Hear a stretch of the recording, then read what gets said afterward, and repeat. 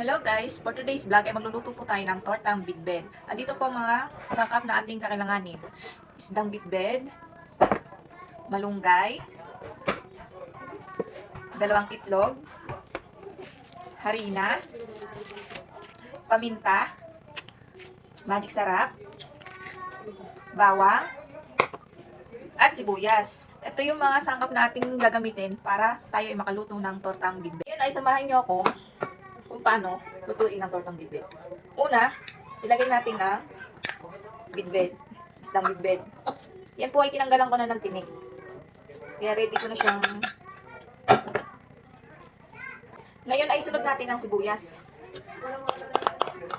Sibuyas at bawang. At halu-haluin po natin. Habang inahalo ko po ng maigi, ay ilagay na po natin ang malunggay. At haluin ulit.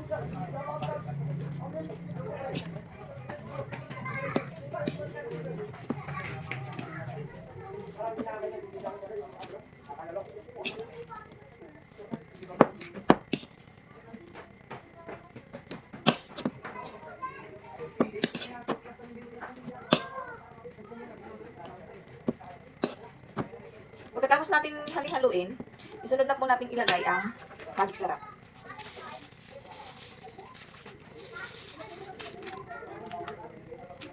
At paminta.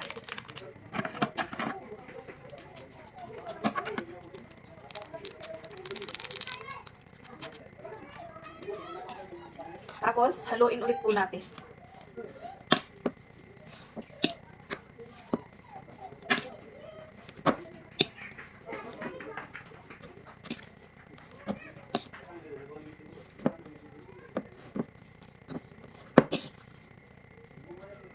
At lagyan ng asin.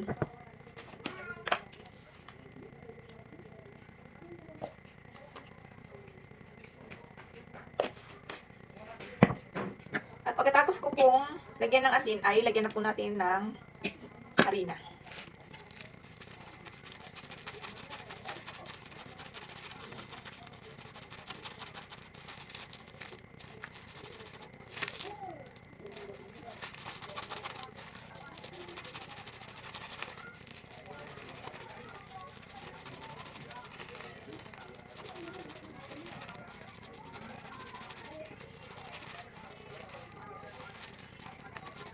Pagkatapos nan ay haluin po ulit natin.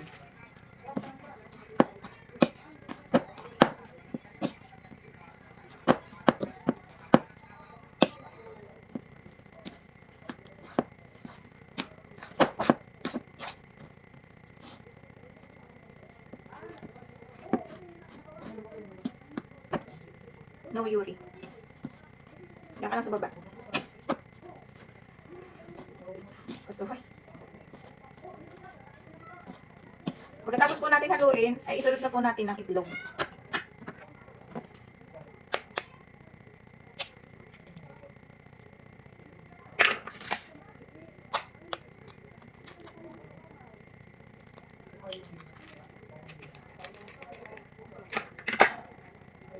At haluin po ulit natin.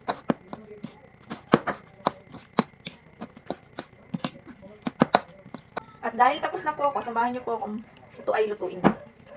Dahil po dyan, hintayin po natin uminit ang mantika bago ilagay ang tortang bitbed.